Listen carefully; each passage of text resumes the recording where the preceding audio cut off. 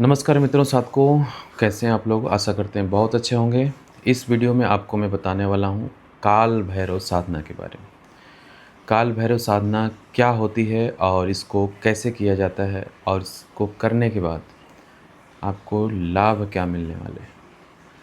देखिए, आज के डेट में बहुत सारे लोग हैं जो कि तंत्र से परेशान होते हैं। कुछ लोग अपनी उन्नति चाहते हैं और कुछ लोग ऐसे हैं जो धन की प्राप्ति चाहते हैं। तो अलग-अलग साधक हैं, आज के डेट में बहुत सारे लोग ऐसे साधना के पीछे दौड़ रहे हैं।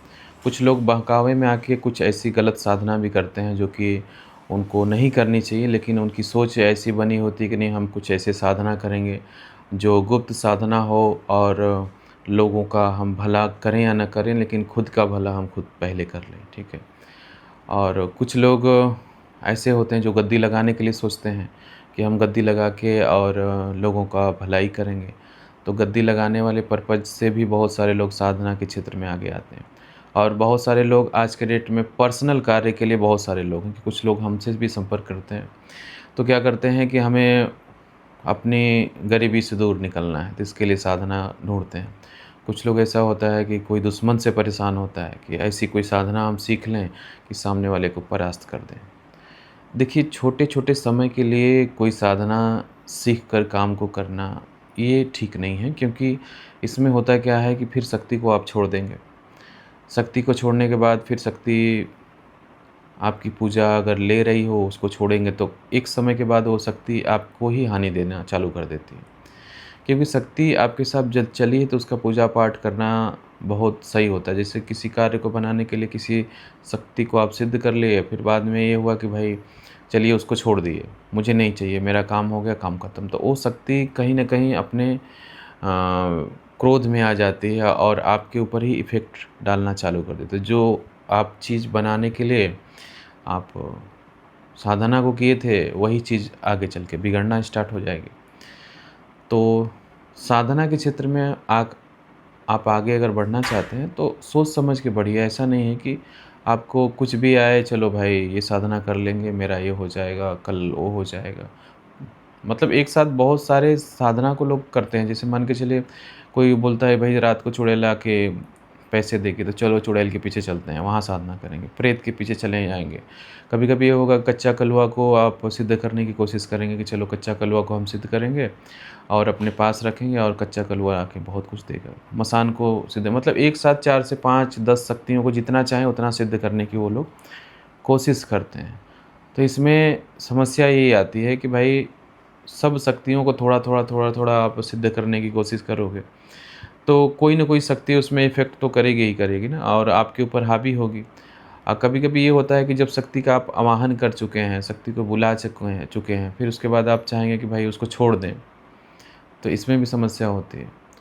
तो कोई भी शक्ति को आप अगर आवाहन कर चुके हैं, शक्ति आपसे जुड़ चुकी है, कनेक्टिविटी हो चुकी है, शक्ति आपके साथ चल रही है, फिर आप उनको छोड़ दिए, तो वो शक्ति आपके साथ चलती रहेगी, लेकिन उसका जो भोग प्रक्रिया है वो आप नहीं देंगे, क्योंकि वो आपको पता ही नहीं है कि हमारे साथ शक्ति जुड़ी है कि नहीं। आधा से ज़्यादा साधकों के साथ यही होता है कि एक लेवल तक शक्ति का आवाहन कर लेंगे, शक्ति जुड़ जाएगी, फिर शक्ति को छोड़ देंगे। अब वो सोचते हैं कि साधना मेरी पूरी नहीं हुई। अब उसके बाद वो शक्ति उनके ऊपर हावी होना चालू कर देती है और कहीं न कहीं इफ़ेक्ट डालती है, तो उनकी मृत्यु हो जाती है। तो ऐसे सारे लोग जो होते हैं, तो वो गड़बड़ चीज़ सोचते हैं ना, मतलब स्वार्थ को लेकर साधना करते हैं, तो परेशान हो जाते हैं। तो पहली चीज़ हम यही कहेंगे कि अगर साधना स्टार्ट करनी है तो काल भैरव जी की साधना पहले स्टार्ट करिए। काल भैरव जी की साधना स्टार्ट करने के बाद देखेंगे कि आपको देवी कृपा बहुत तेज़ी से प्राप्त होगी। भैरव जी जानते होंगे कि सभी देवी के भैया माने जाते हैं। तो यह समझ लीजिए शिव जी के स्वरूप हैं और इनके साथ बहुत सारे गण चलते हैं, मतलब बहुत सारे मसान की शक्ति चलती है, बहुत सारे प्रेत चलते हैं। इनके साथ बहुत सारी शक्तियाँ चलती हैं। ये तंत्र के राजा माने जाते हैं, ठीक है? मसान के राजा माने जाते हैं। इनके साथ बहुत सारी शक्तियाँ, यक्षिणियाँ, प्रेत, चुड़ैल, शमशान की समझ लीजिए कि सब कुछ शक्ति इनके साथ चलती है। और इनकी साधना करने के बाद आप देखेंगे कि आपके जीवन में दुश्मन जो लोग होते हैं, उनका परास्त होते हुए दिखाई देंगे। मतलब आपके साथ अगर भैरव जी हैं, काल भैरव जी जुड़े हुए हैं आपके साथ, तो देखेंगे कि दुश्मन जो है आपके ऑटोमेटिक वो लोग परास्त होते हुए दिखाई देंगे और उनका चेहरा आपके सामने बार-बार आ जाएगा। जो एक साइलेंट दुश्मन है, जैसे आप उनके साथ रहते भी हैं, सब कुछ उनके साथ बैठना-उठना है, लेकिन फिर भी नहीं जानते हैं कि वो हमारा दुश्मन है। तो देखेंगे कि साधना के बाद क्या होता है, शक्ति आपके साथ जब चलती है ना, तो दुश्मनों को आगे कर देती है। मतलब उनको खुल के सामने लाने की कोशिश करती है, या तो फिर आपको दिखाने की कोशिश करती है, देखो भाई ये अपना बंदा है और ये सब दुश्मन है। तो शक्ति जब साथ में चलती है तो सब कुछ दिखाती है, ठीक है? और दूसरी बात, आपके ऊपर अगर कोई भी किसी प्रकार से कोई तंत्र बाधा क्रिया करता है, तो भी नहीं कर पाएगा। अगर आपके पास काल भैरव जी की शक्ति है, तो वह चीज़ नहीं कर पाएगा, उससे आपकी सुरक्षा होती है।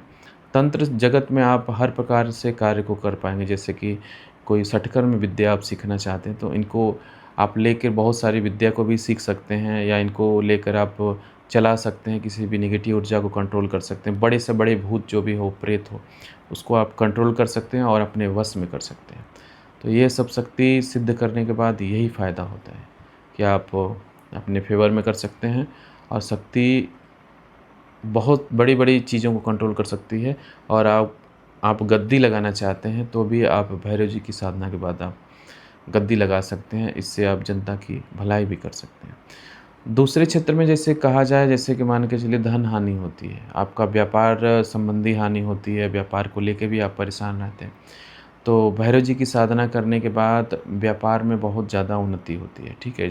ग्रह बाधा को लेके भी इनकी साधना करने पे ग्रह का प्रभाव जो होता है ना, जिससे ग्रह आपके ऊपर कोई विशेष ग्रह का प्रभाव है और कंट्रोल नहीं हो रहा है, तो भैरव जी की साधना के बाद वो ग्रह कंट्रोल में रहेगा और आप उन्नति की तरफ रहेंगे। साथ-साथ में जैसे लक्ष्मी की ज़्यादा हानि होती है, लक्ष्मी तो आती है आपके घर में, पैसे आते हैं लेकिन टिकते नहीं हैं, ऐसी समस्या भी होती है। तो वो भी अगर इनकी साधना करते हैं तो आपका धन हानि रुक जाती है, और नौकरी में भी उन्नति ज़्यादा होती है, जिससे या व्यापार में भी होती है। कोई भी आप पोस्ट पे हैं, आगे बढ़ना चाहते हैं, तो इनकी साधना करने के बाद अ, आप आगे भी अग्रसर रहेंगे, किसी पोस्ट पे, बड़े पद पे आप उपस्थित हो जाएँगे। साधना के करने के बाद आप देखेंगे कि आपका व्यापार जो होगा, वो व्यापार भी बहुत तेज़ी से आगे बढ़ेगा। तो भैरव साधना एक बहुत ही तीव्र साधना है, और बहुत ही, ये समझ लीजिए, तीव्र देवता है, और बहुत जल्दी से खुश होने वाले भी देवता हैं। बहुत सारे लोग जानते हैं कि भैरव जी की साधना करने के बाद बहुत ही तीव्र शक्ति चलती है, हम कंट्रोल नहीं कर पाएँगे, ऐसा कुछ नहीं है।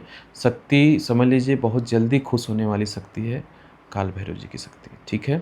इनके साथ बहुत सारे लोगों का सपोर्ट आपको मिलेगा। तो भैरव जी की साधना आप करें, आपका जीवन सुखमय रहेगा। इससे रिलेटेड आप साधना सीखना चाहते हैं, या फिर कुछ अन्य साधना सीखना चाहते हैं, तो आप हमसे संपर्क कर सकते हैं। बहुत सारी वीडियो भी है हमारे चैनल पे, जो कि हर प्रकार के साधना के बारे में बताई गई है। तो आप वहाँ पे आप देख के भी साधना को कर सकते हैं, कोई भी समस्या वाली बात नहीं है। इस वीडियो में सिर्फ इतना ही, फिर मिलेंगे नए वीडियो के साथ। तब तक जय माता दी, जय महाकाल, जय माँ विंध्यवासिनी, हर हर महादेव।